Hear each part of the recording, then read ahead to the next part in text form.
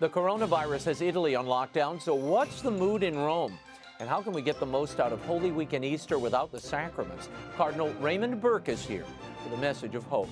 And a prominent Vatican cardinal has his conviction on charges of sex abuse overturned. Theologian and author George WEIGEL and trial observer John McCaulay are here with reaction and analysis. And the coronavirus pandemic has collapsed a huge portion of the U.S. and the global economy. How long should this go on? President of the Acton Institute, Father Robert Sirico, shares his thoughts. And how is the global shutdown affecting Christians in the Holy Land?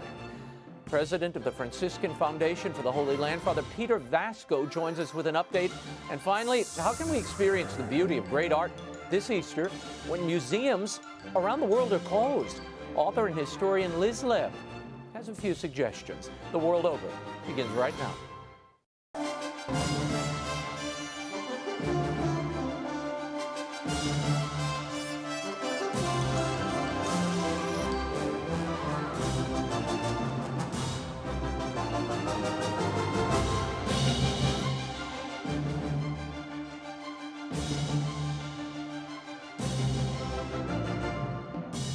Holy Week. I'm Raymond Arroyo coming to you from New Orleans. A warm welcome to all of you joining us in the United States and the world over. We're delighted to be with you to share some news, inspiration, and much more in the hour ahead. Cardinal Raymond Burke, George WEIGEL, John McCaulay, Father Robert Sirico, Father Peter Vasco, and Liz Lev. We've got an all-star cast for you tonight. If you'd like to comment on tonight's show, send me a tweet. I'm at Raymond Arroyo. Lots to cover, but first some news. On Tuesday, Australia's highest court unanimously acquitted Cardinal George Pell of 5 counts of child sexual abuse charges. The cardinal had been convicted in December of 2018 and sentenced to 6 years in prison for those alleged crimes. In August of last year, a panel of appellate judges ruled 2-1 to uphold his conviction. On Tuesday, in a 2-page statement, the High Court said it had found that, quote, the jury acting rationally on the whole of the evidence ought to have entertained a doubt as to the applicant's guilt with respect to each of the offenses which he was convicted, and ordered that the convictions be quashed and that verdicts of acquittal be entered in their place. In a statement after his acquittal, Pell said, I hold no ill will toward my accuser. I do not want my acquittal to add to the hurt and bitterness so many feel. There is certainly hurt and bitterness enough. The point was whether I had committed these awful crimes, and I did not. End quote. More on this later in the program with George WEIGEL and John McCaulay.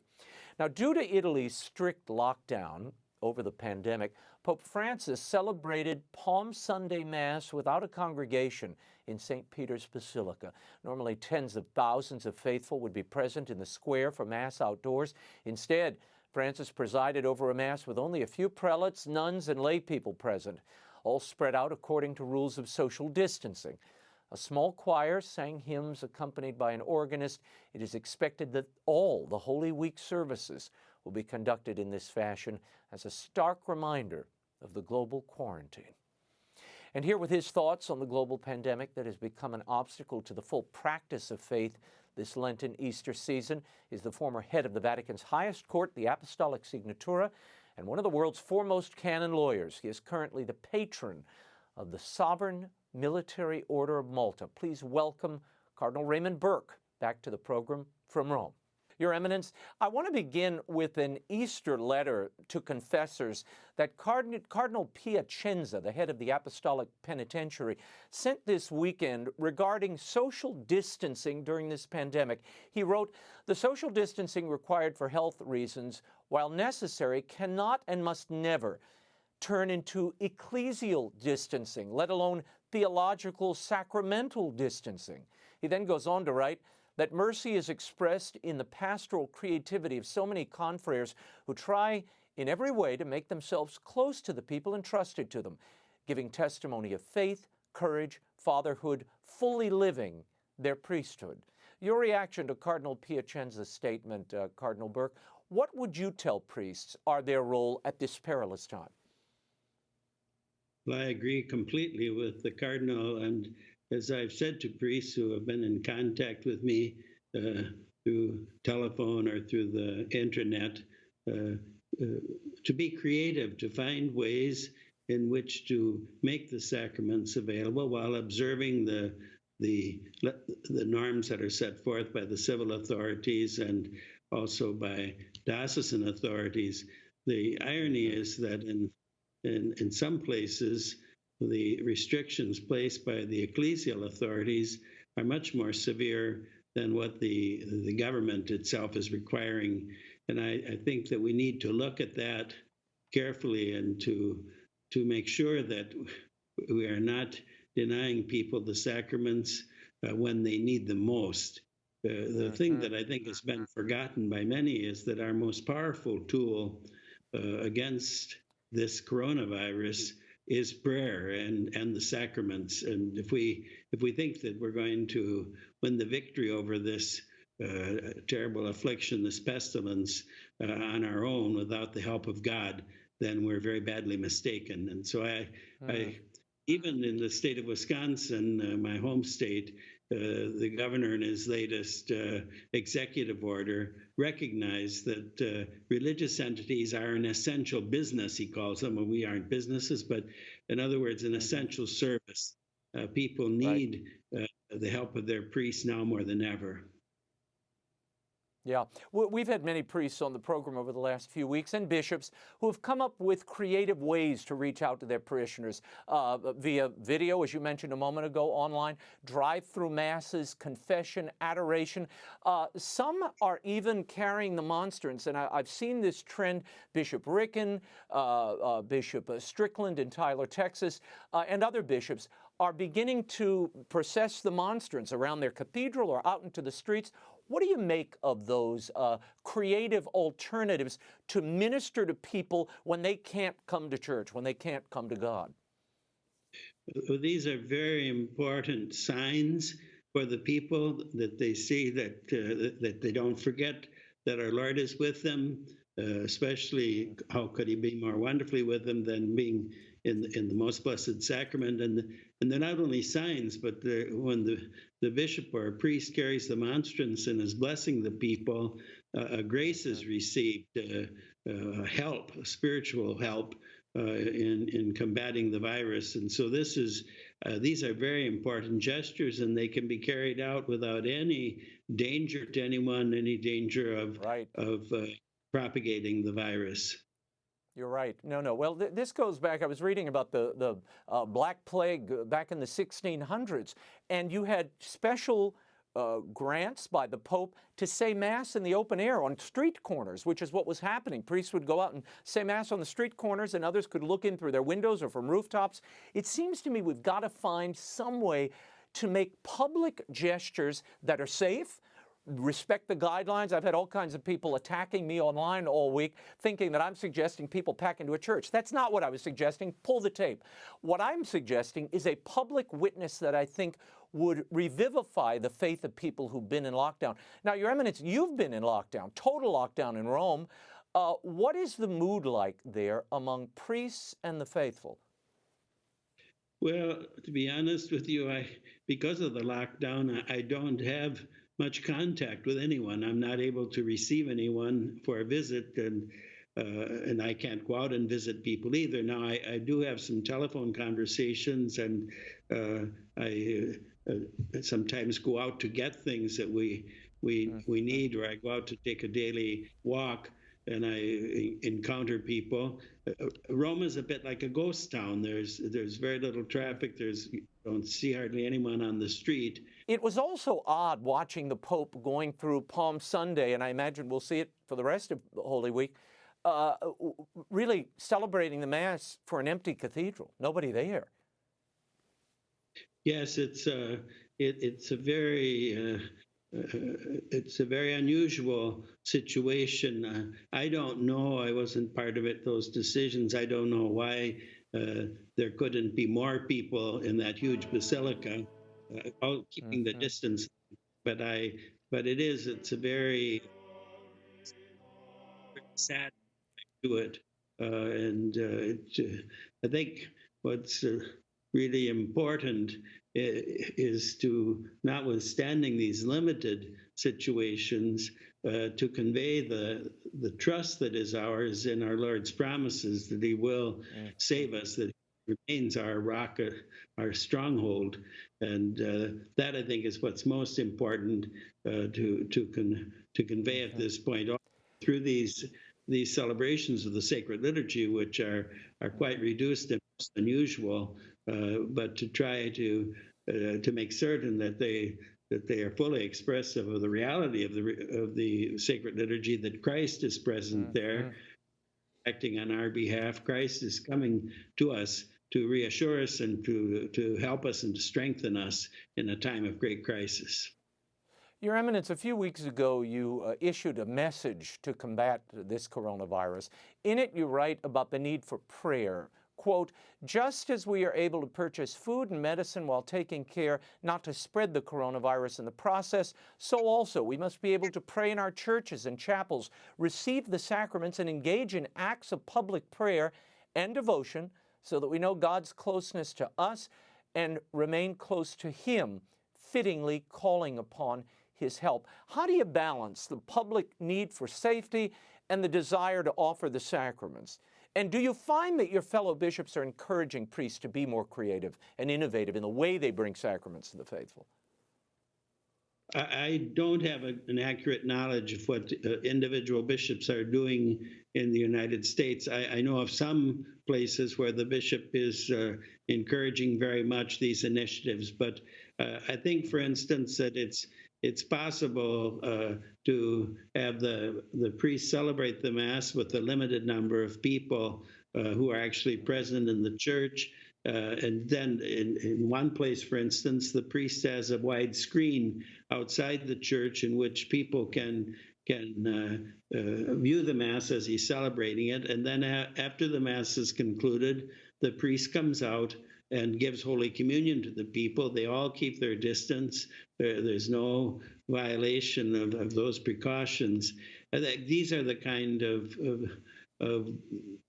creative solutions that need to be found. I heard of one priest who the sacristy window looks out onto the parking lot, and so he created a little throne for the monstrance in the sacristy window so that the people could come in their cars, observing all of the precautions, and spend some time in adoration of the Blessed Sacrament.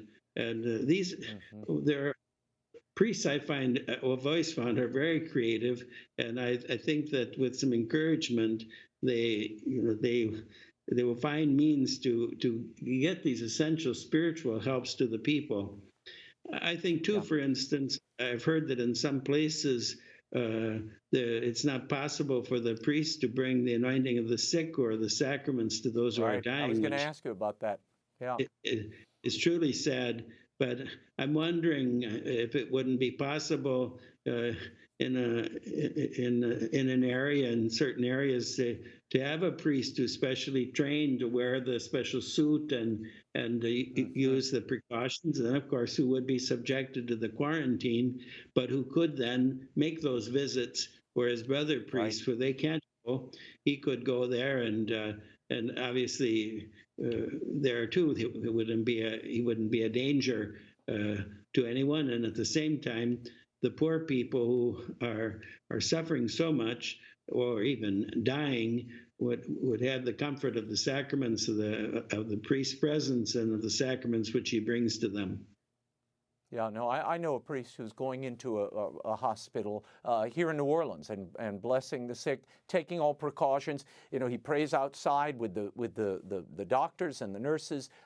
So you can take precautions, but I do think the church has to find creative ways to keep everybody safe, but offer these sacraments, particularly to those who are facing death. It seems I read somewhere the priest. The Catholic priest is particularly well disposed to offer that sacrament because he's free of all attachments, because he doesn't have a family to go home to.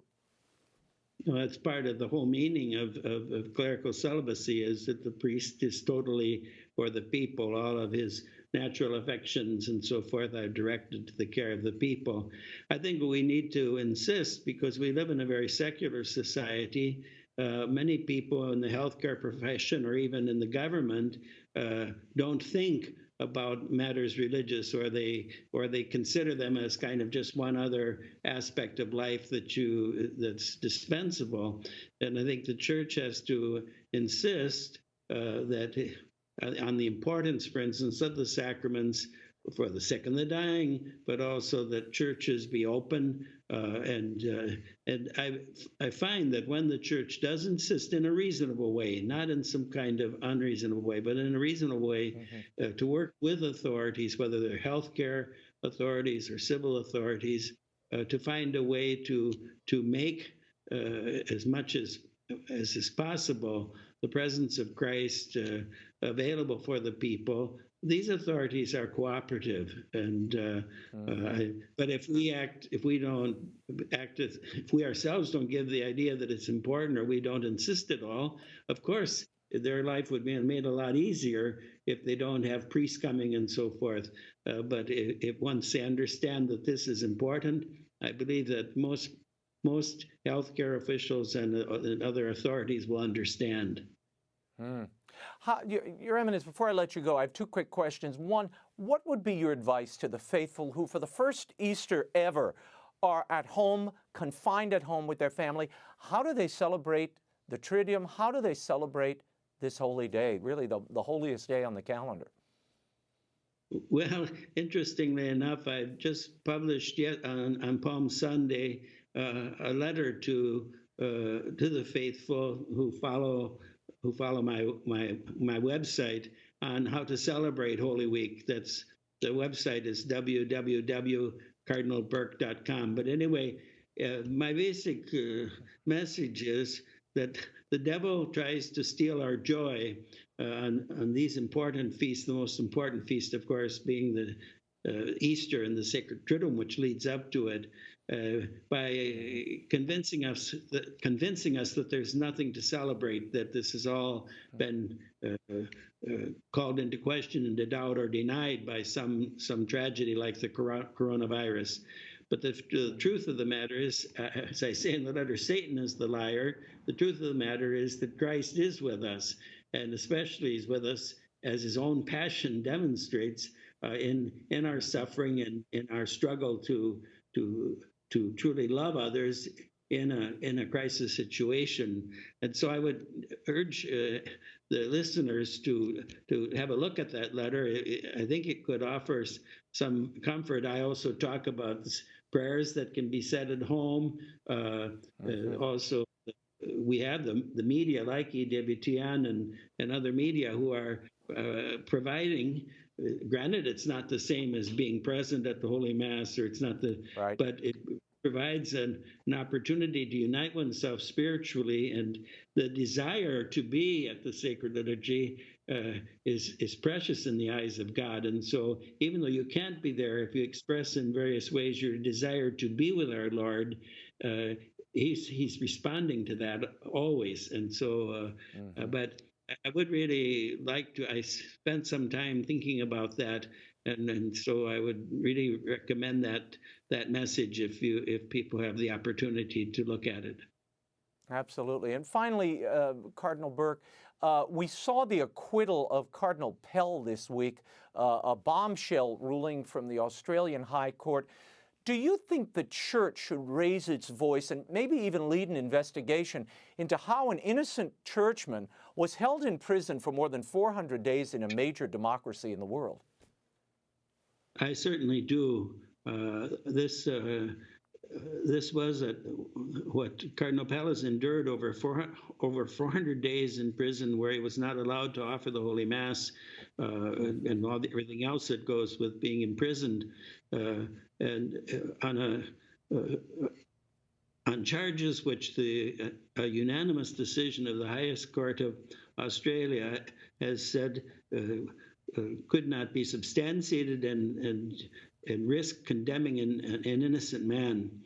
And I believe that the Church needs to ask, how did this happen? And the Church herself is to be a great teacher with regard to the administration of justice, and in this regard, her intervention in such a matter would not be at all out of order.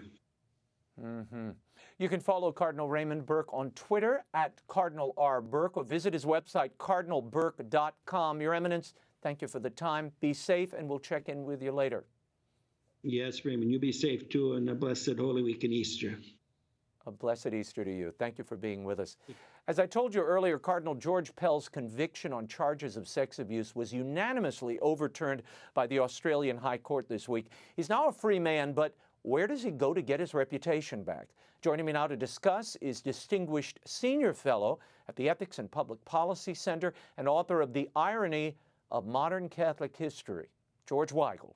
George, you know Cardinal Pell and have been following this case since the beginning. He was found guilty of sexual abuse in December of 2018, sentenced to 6 years in prison. He then appealed his sentence. That was upheld on a 2-1 ruling. Going into the final appeal to the High Court, there were many who thought this would be thrown out. They wouldn't even hear the case. Why do you think they accepted it and offered this unanimous decision? I think they accepted the case, Raymond, because the one dissenting judge in the appellate hearing last summer wrote a devastating dissent that eviscerated those who upheld the conviction and indeed eviscerated the whole case. The High Court of Australia has been concerned for some time about the state of the criminal justice system in the state of Victoria. So I think there was a reasonable hope that the High Court would look carefully at this case, as it manifestly did, and realize that it never should have been brought in the first place. Further, the High Court accepted the dissenting judge's opinion from last August that to base a conviction solely on the credibility, the alleged credibility of the complainant, with no physical evidence that the crime was committed, with no corroborating evidence that the crime was committed, and with 24 defense witnesses saying the crime could not possibly have been committed, that this was a false verdict and a false upholding of that verdict by 2 of the 3 appellate judges last August. So the High Court did the right thing and struck a blow for presumption of innocence, guilt beyond a reasonable doubt, some fundamentals of criminal law in our Anglosphere legal world. Yeah. George, it should be said, the evidence here was always shaky. I mean, one of the accusers overdosed on drugs, but before he died, told his mother that the cardinal did not abuse him. The other alleged victim claimed to have been abused in a sacristy. There were no corroborating witnesses, even though it supposedly occurred during a bustling post-mass moment. There's just no way no one would have seen this happening. It's too big a thing. How did this case even get to this point? And do you believe Cardinal Pell was the fall guy for the church in Australia and its handling of abuse cases? I think it's certainly the case, Raymond, that Cardinal Pell was the victim of a lynch mob atmosphere in Australia that had been created, frankly, deliberately over many, many years. The media attack on Cardinal Pell goes back decades. What is truly bizarre about all this is that it was Cardinal Pell, when he was Archbishop of Melbourne, who instigated the first serious reform of how the church handled clerical sexual abuse cases. For him to be the fall guy in public opinion for the crimes and sins and negligence of his predecessors was really quite awful.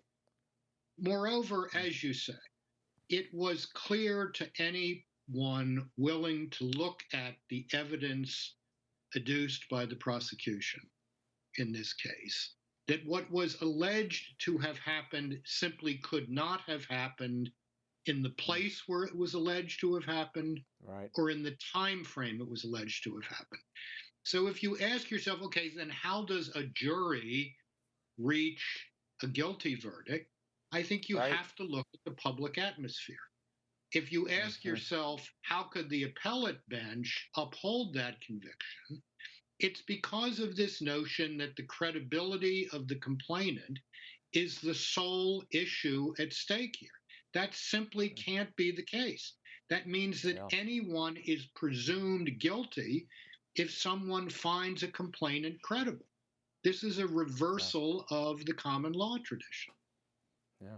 Prior to his trial, Cardinal Pell was the prefect of the Vatican's Secretariat for the Economy. He was charged with reforming the Vatican finances by Pope Francis.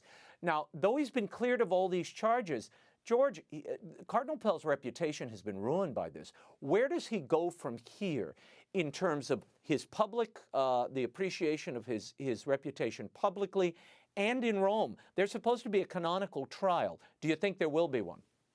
No, there's not going to be a canonical trial, and there never could have been, because you can't have a canonical trial without the person being tried present, and the cardinal couldn't have been present. There's no point in a canonical trial. The cardinal has been acquitted and declared innocent by the highest court in Australia. End of story. I do not accept that Cardinal Pell's reputation has been ruined. What I believe is that the reputation of the criminal justice system in the state of Victoria has been severely compromised, that the reputation of the Australian media, and particularly the public broadcasting network, the Australian Broadcasting Corporation in Australia, has been severely wounded. Cardinal Pell has been vindicated. Let's stop saying, as others have said, that his reputation is in tatters. He has a great role to play in the church going forward, and I look forward to him playing. Now, the Pope at his Mass, following Cardinal Pell's acquittal, mentioned something in his intentions that he later tweeted out. It was this: "In these days of Lent, we've been witnessing the persecution that Jesus underwent and how he was judged ferociously even though he was innocent. Let us pray today for all those persons who suffer due to an unjust sentence because someone had it in for them." What do you make of the Vatican reaction to this? They say they welcome this acquittal. Well, I thought the Pope's comments at Mass this morning and in that tweet were entirely appropriate. I'm sure he had many other circumstances in mind, but what he described certainly fits the case of Cardinal Pell. I thought the Vatican press office statement was tepid at best. Throughout this process, the Vatican press office has been saying how much it respected the Australian judicial system when there was no reason to extend that respect, when it had manifestly failed, as its own high court now says that it did. So I think enough of that kowtowing from the Vatican press office is enough. An innocent man has been vindicated and liberated. Last night, Cardinal Pell celebrated Mass for the Carmelites in Melbourne, the first time he has been able to attend or celebrate Mass in over 400 days. That's great good news, but that it happened is a disgrace. And that disgrace needs to be investigated. How could this have happened? Well, I asked Cardinal Burke this earlier. I'll ask you the same question. Should the Church raise its voice, given the injustice of this entire sham trial, the way information was peddled in the media there, books? I mean, people have no idea, George, if they haven't been watching this or have contacts in Australia, how this has been played in the media there. Best-selling books, the documentaries, all of this. It was a daily deluge against this man's reputation. What should the Church's position be now, both in Australia and maybe at the Vatican, to right this injustice that not only is I think, focused on Cardinal Pell, but on members of the Church at large? I think the Church in Australia has to do its best to make clear that it believes, that its leaders believe, that an innocent man has been vindicated. I would leave it at that for the Church. The responsibility for dealing with the Australian Broadcasting Corporation, which has been conducting a Pell witch hunt for years, and the responsibility for dealing with a manifestly dysfunctional, if not corrupt, criminal justice system, including the police in the state of Victoria, That seems to me to rest with the Australian Parliament. And in the piece I wrote on this last night, that's available at Catholic World Report, I called for a parliamentary inquiry into the role of ABC, Australia's version of PBS here in the US, or BBC in Britain. A parliamentary inquiry into ABC's role in this and its possible collusion with the Victoria Police Department in bringing manifestly false charges against an innocent man. That's up to the government to clean up its own house. George Weigel, thank you for the time, for the insight. The irony of modern Catholic history, how the Church rediscovered itself and challenged the modern world to reform, by George Weigel, is available at bookstores everywhere. Happy Easter, George, and at least we have another thing to celebrate in this quarantine. Thank you, Raymond. Good to be with you. Thank you. My next guest has followed the case of Cardinal Pell through the Australian court system from the beginning, oftentimes serving as a source to various news outlets. He joins us now from Australia. Welcome back to the program, John McCaulay. John, the High Court wrote in its opinion, the assumption that a group of choristers, including adults, might have been so preoccupied with making their way to the robing room as to fail to notice the extraordinary sight of the Archbishop of Melbourne dressed in his full regalia, advancing through the procession and pinning a 13-year-old boy to the wall is a large one. To what do you attribute the outlandishness of this case and the media furor surrounding it, John? Today, the Chief Justice took less than a minute to hand down a unanimous decision, and it focused on 3 points. The very fact that the Archbishop would spend 20 minutes on the foot of the cathedral after every Mass, the very fact that the choristers would find themselves in a very busy cathedral, and also, importantly, the interim period of time for the Archbishop and the procession to get back to the sacristy. It was logistically impossible, Raymond, for the things that have been accused of the Cardinal to happen, and the High Court's finally come through with that decision and made it unanimous and emphatic in their decision this morning. What's been the reaction to the acquittal of Cardinal Pell in Australia, given the media pounding that he's taken really for years now? The country's more divided than ever on the incarceration of Cardinal Pell. That's largely a function of the fact that there was a suppression order during the trial. So all of the exculpatory evidence that was tendered in the court wasn't given any airtime by the media. The media only got onto this after the suppression order was lifted by the court, and therefore it's only been bad news for the Cardinal, bad news regarding his story, and it's very important that people now actually look at the facts of the case and recognise that there has indeed been a travesty of justice, that Cardinal Pell spent 404 days in prison, but tonight he's actually spending his first night at a Carmelite monastery. He's just had his first meal, it was a steak, and he went on to say his first private Mass in 404 days. Amazing. Yeah, George Weigel and I were just discussing. Cardinal Pell has indicated that he would like to remain in Australia, near family and friends. However, there have been death threats against him. Last month, a man was arrested for making a bomb threat against Cardinal Pell. Is it safe for the Cardinal to remain in Melbourne or anywhere in Australia? Australia is a safe country. Unfortunately for Pell, I would not recommend he walk the streets even of our safer cities in the course of the months ahead. Just this morning, outside of Her Majesty's Prison Barwon, as the media were gathered, I stood there and car after car, truck after truck would wind down their window as they drove past the front of the prison and say things like "hang thee," followed by expletives that I can't repeat on this channel. So the media has stirred up an extraordinary amount of hatred, and I think the safest place for him tonight is, in fact, in the Carmelite monastery. By coincidence, he's in very saintly company. The relics of St. Therese of Lisieux and her saintly parents, Zélie and Louis, are in fact themselves in lockdown under the COVID-19. They were meant to be touring Melbourne this week, but they were returned to the nearest Carmelite monastery. So he's in the company of some wonderful nuns, but also in the company of three great saints. You think he'll stay there? No, I imagine his visit there would be for more of a spiritual retreat to resume the sacraments.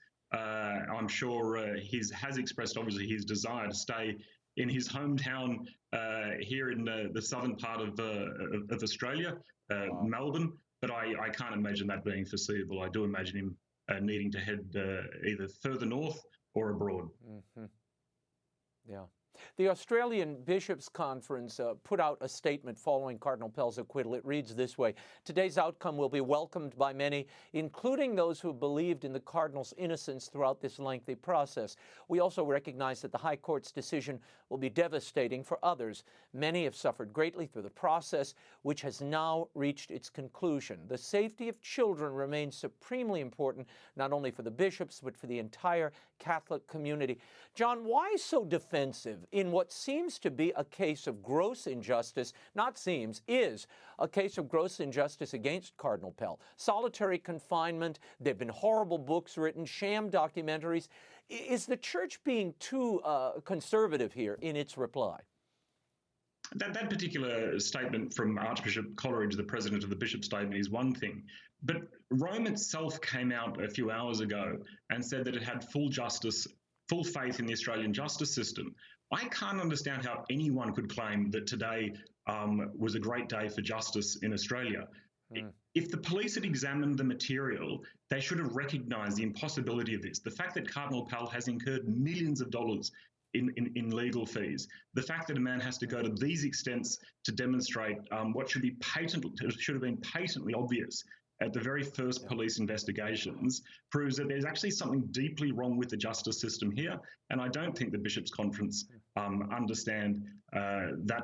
I don't think even Rome understands just how much the Cardinal himself and now all Catholics have become fodder for the judicial process, because now the media are no longer reporting on judicial processes. They're actually influencing the outcomes. They tainted the jury pool in Melbourne, so we should not be surprised at this outcome. Well, these bishops should take a hard look. Today it's Cardinal Pell. Tomorrow it's going to be one of them. Watch what happens. Is this the end of this Pell affair, if you will? According to the UK newspaper, the Daily Mail, despite walking free, the Cardinal currently faces 10 other potential civil lawsuits claiming that he either molested other boys or helped cover up abuse by fellow priests. Is this going to go on and on, John? If anyone had any evidence that Cardinal Pell had committed any indictable offence, which includes the non-reporting of child sexual abuse, they have had decades to present that material to the police. And in fact, if they did not do so or they delayed in so doing, they themselves are committing an indictable offence. So put up or shut up is the message that needs to be put forward. And the very fact that that opportunity has existed, the very fact that Cardinal Pell has been very high profile from his installation as Archbishop in 1996 would suggest that there's a lot of muckraking going on. But to be quite frank, I can't see there any likelihood of further criminal action, and I don't see any basis for there being any civil proceedings against him either. So I think there's a lot of distraction being created because people don't want the key story to get out that an innocent man has just spent 404 nights in prison, falsely convicted. John McAULAY, thank you for your insights and for tracking this case all along, and happy Easter. And to you. Over the last several weeks of quarantine due to the coronavirus, the U.S. economy has been virtually shut down. In fact, the global economy has been shut down. Despite a massive government stimulus package, unemployment requests are at an all-time high. And it seems uncertain when or if the economy will fully recover. What is the moral and ethical way to fight a public health crisis while also maintaining a nation's economic vitality? To address all of this is our old friend. He's president of the Acton Institute and frequent world over guest, Father Robert Sirico. Welcome back. Father, as an economist and a priest, I want to get your take on this choice to essentially shut down the U.S. economy as an answer to a public health crisis. Now, this is Dr. Anthony Fauci from earlier this week. Listen and react. I mean, if you want to get to pre-coronavirus, you know, that might not ever happen in the sense of the fact that the threat is there. Was it really necessary, Father, in this case, to sacrifice the economy, the lifeblood of every man, woman, and child, for a virus to protect against this healthcare crisis? One of the first things I think we need to do is resist this dichotomizing, this radical separation of the economy from human beings, because after all, the economy is for human beings. The human person is the center of the economy. The economy emerges out of human action, out of human decision making. So it's as crazy to say we should just forget about and not worry about the capacity of this virus to spread its contagion and just go about our lives without any concern, as it is to say the economy is unimportant. Both of these things have to go together. And I think what complexifies this and what makes it so confusing for us is when we look at the issue from a central planning perspective. You notice how quickly it's the government, the central government, the health bureaucracies that take charge of this thing. When in point of fact, in Michigan, for instance, in our part of Michigan, here in Grand Rapids, I know that our hospitals are not full at this point. In Detroit, they may be very overburdened, but to treat Michigan as one entity is asking for trouble. Now, since economic health, as you mentioned, and public health are so interconnected, how can we take a both-and approach to this coronavirus pandemic? I mean, a healthy economy is vital to maintaining the health of the community. How long can you lock down America and Europe? Well, ultimately, you can't, because people will die even at greater numbers. The fact of the matter is that a healthy economy breeds public health in general. Richer economies, richer societies, richer people and families are generally healthier than poorer people and families. And so what we need to do is find a way to allow businesses to flourish without threatening the well-being of people. And you do that by knowing what you're confronting. The regulations that inhibit the production of various kinds of treatments for this, the various kinds of tests, the masks, the safety capability of people, all of these are governed by health regulations that inhibit. I could go down a list, I have a whole list here of companies that can produce masks, that can produce sanitizers. Distilleries can produce sanitizers, but the law doesn't allow them to, or now it's beginning to loosen up because of the desperate situation we're facing. So we have to free the economy. Trump eradicated a lot of those, to try to get those companies to respond. And it's the private sector that's bailed us out in many cases, certainly with the protective equipment and the speed with which some of these pharmaceuticals have become available, hydroxychloroquine and other pills. Now, Father, Korea flattened the curve without closing businesses. They just maintained social distance. They wore masks, greater hygiene. Why couldn't the U.S. follow that model? And they tested. And that's what we have to do. We have to release the mechanisms. The stimulus packages, to a very great extent, a fraud. What it does is it attempts to give us fiat checks, which are as ultimately as deleterious to the economy as a whole as fiat money. We have jammed ourselves in this situation because of the Federal Reserve System and other World Bank and other things. And what we need to do is free the economy. We don't need fiat jobs. We need real jobs, jobs that serve people. You know, in all of this, there's a real lesson about the dignity of work, that we see that simple work, grocery store clerks, garbage people are so essential for human well-being. Yeah. I mean, I do think we now, as we see some of these numbers begin to, crest, you see that there are hospital beds in many communities. And let's face it, you're safer at an nearly abandoned office building than you are at a grocery where everybody in the community is swarming daily. Isn't there a risk in everything we do? Vaping and drinking and eating. The fact is, obesity and diabetes seem to play a big role in the lethality of this disease. So the question is, how do we balance the need to want to keep people safe and not spread contagion with the necessity of going forward with our lives in every way? I think you let things be organized at the most lowest level of their existence where people know the situation. The response to this, the question of business in Grand Rapids, has to be different than the response in Detroit. And in New York, I'm told that the ship Mercy is not even full, that the Javits Center is not full. Now, I don't understand this from the news reports, how desperate the situation there if those two major hospitals are not full. Well, because a lot of the models were wrong. I mean, we have to admit, a lot of the models the government was using, New York was claiming they needed 40,000 respirators. Ended up they didn't need anything near that. In fact, now they're deploying them to other parts of the country. Good. And here in New Orleans, we're one of the big hot spots. We have two field hospitals, one in a hotel, one at the convention center. The convention center only has 23 people who are recovering. They're not even active cases.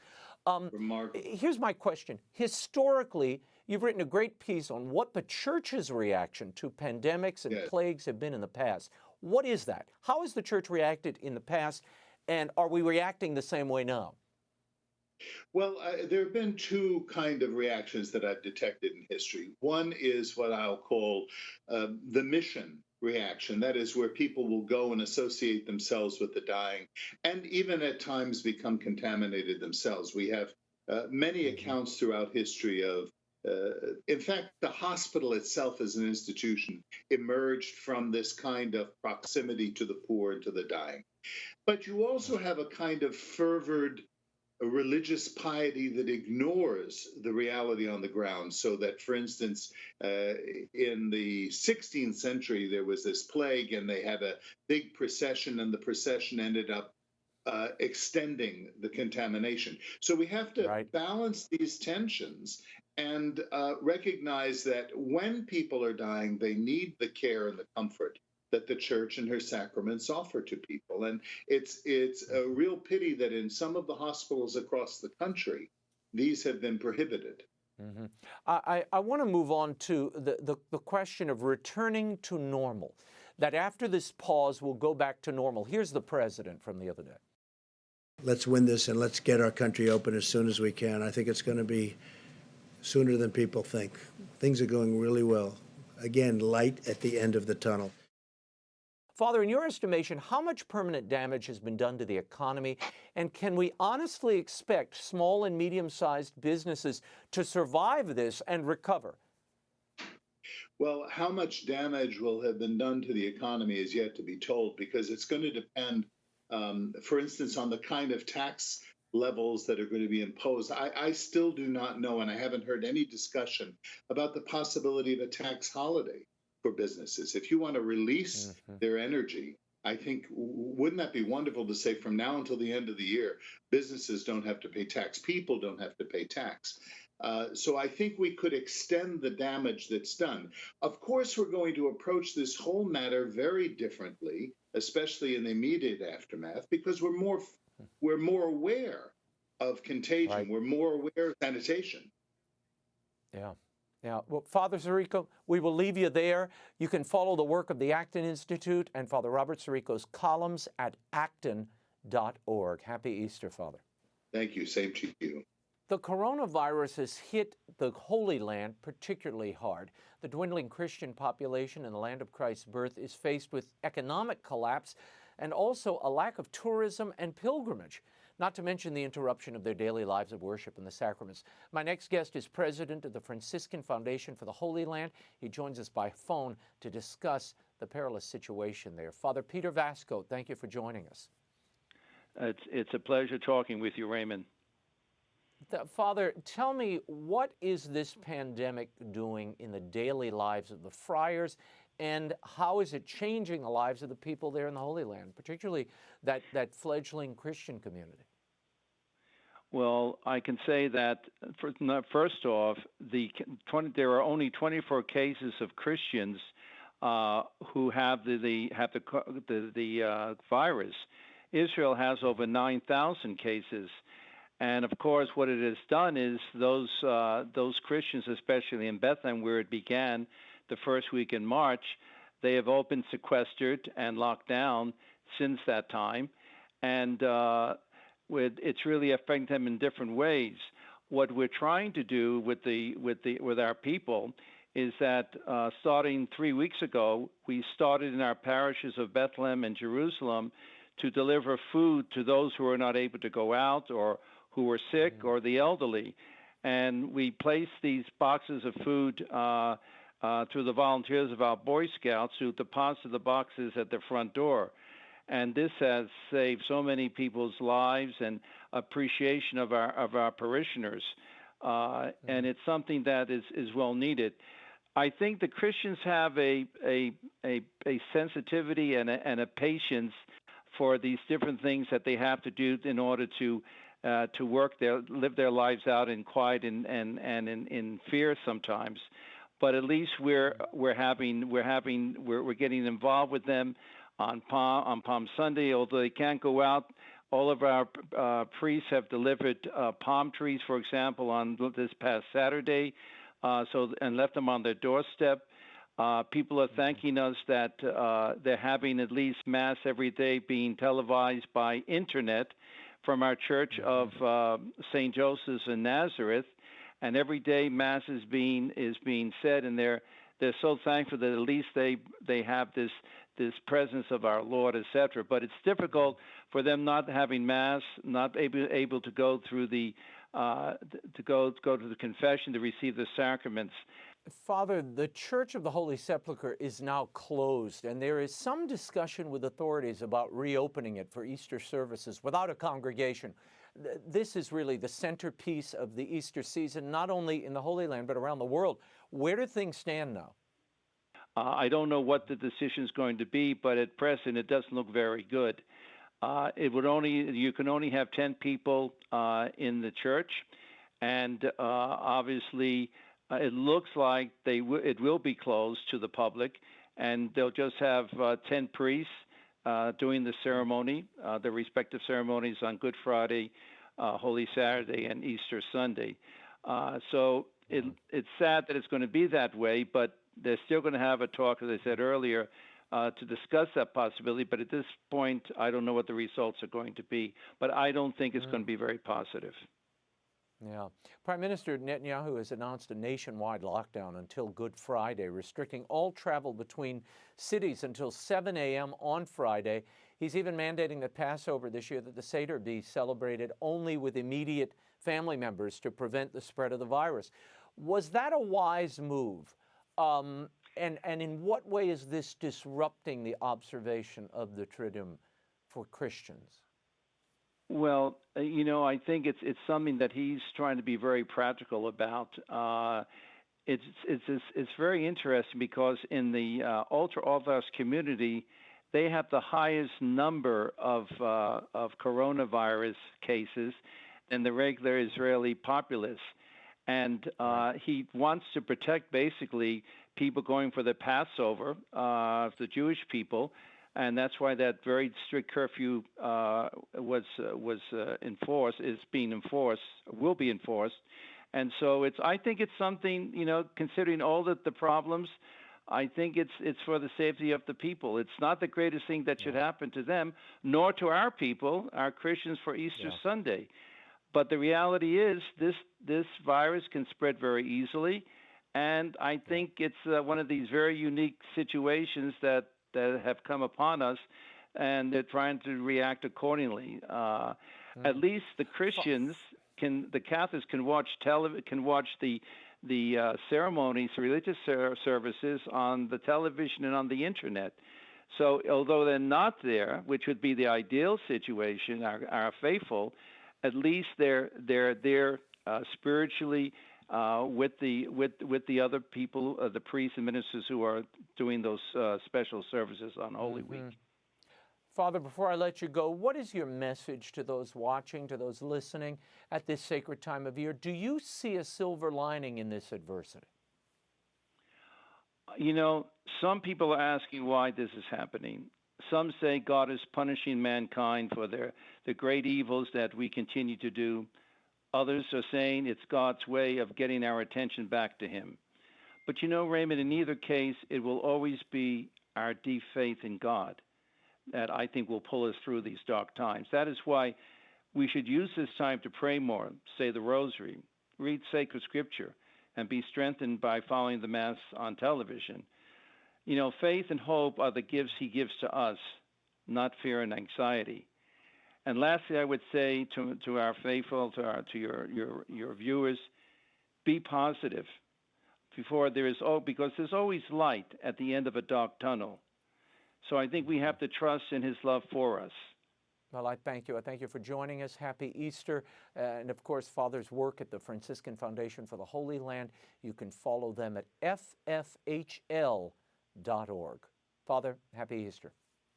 Thank you. Happy Easter, Raymond. God bless. Thank you. Bye-bye. Finally tonight, so much of the world has ground to a halt this Lent, and now Easter's upon us. I thought it might be instructive to use this time to discover something we rarely have time for, art. Now, even though the great museums dedicated to housing these treasures are closed, my next guest has some suggestions about how you can still enjoy great works of art this Holy Week and Easter. Please welcome historian and author of How Catholic Art Saved the Faith, Dr. Elizabeth Lev joins us from Rome. Liz, during the global coronavirus outbreak, several museums around the world have chosen to have virtual tours of their galleries available online, including the Louvre, the Smithsonian National Portrait Gallery, the Hermitage in St. Petersburg, Russia, and several others. How important is it for people, especially now, to be able to visit these beautiful works of art? Well, I think in a world that had become so accustomed to travel and moving around, it's really very moving that staying home, they can continue to visit and to see and to explore things, all a gift of our very modern digital age. I mean, this would be a very different animal were we talking only 20 or 30 years ago. And the number of museums that already had excellent digital collections and created virtual tours. Of course, the one that I've closest to my heart is the Vatican Museums, who's actually produced a series of digital virtual tours that one can do. So you can go visit these museums from home. Right. Now, you mentioned the Vatican Museums. They've been closed to the public since March 9th. However, there are these virtual tours. What works would you suggest people visit at the Vatican Museums or tours to take in the comfort of their home? Are there particular ones you'd recommend? Well, I think one of the nice things is we're coming up on the anniversary of Raphael's death, which will be next Monday on April 6th. And of course, visiting the Raphael rooms and these unbelievably beautiful images that the Vatican Museum can produce will be very special. The Sistine Chapel, naturally. But you know what? The Vatican Museums, together with Vatican News, they produce every day a work of art that they put out there called Arte che ci unisce, art that brings us together. And so they actually have been proposing works with meditations given by the Holy Father in order to kind of guide us as we look at individual works, because as you know, walking into a museum can be overwhelming. So in a certain sense, these virtual tours, like, oh my gosh, you've got 10,000 works at your disposal, but to have this guiding in the meditation is very, very, very important. Last week in the Netherlands, and I'm going to switch around here for a moment, thieves stole a Vincent van Gogh painting. It wasn't the famous Starry Night. It's a rather dreary painting titled Spring Garden, the Vicarage Garden in Nuenen in the spring. Is there anything that would make this particular painting a target of thieves? And how diligent do these museums have to be in their security front, given that there's no tourism and their guard may be down? That's a really, really important question. And as a matter of fact, the museums need to keep, skeleton staff. They need to keep surveillance going, because really the problem is a work of art, which, as you say, isn't one of the superstar works of art, is something that's particularly vulnerable. And so in this particular moment, the churches, the museums, this moment when we're is fixated on coronavirus makes a work of art very, very, very vulnerable, and certain museums equally vulnerable.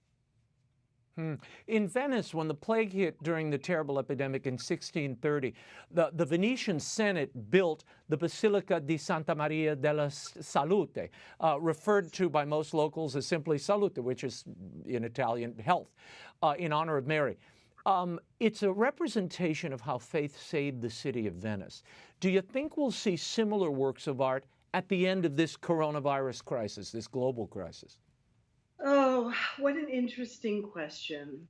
Venice, I think this is interesting. It's interesting that you chose Venice because of its tremendous similarity. The situation of New Orleans, lots of people packing together a lot of water. Yep. Venice had the problem of plagues on more than one occasion, and so that was actually the second church they built after the Church of the Redentore. And so Venice had a way of not only creating a church but creating processions for these churches. Then you have in Naples, they erect these enormous columns, these plague columns. So it would be very interesting to see what should our age choose to turn to faith. Isn't that what these churches and beautiful monuments mean? It means that we understand that the situation has gone beyond our control, and we can only look for we have to look for divine assistance to help our human efforts. And so that, I think, is really, it would be particularly telling should this very modern age, often referred to as the post-religion, post-Christian, post-human age, what if we recognized our humanity and produced something that saw our need to look beyond? The coronavirus has suspended exhibits all over the world, as you know. You mentioned that Raphael, the 500th anniversary of Raphael, the Vatican had this extensive exhibit. They hung those beautiful tapestries we saw several weeks ago.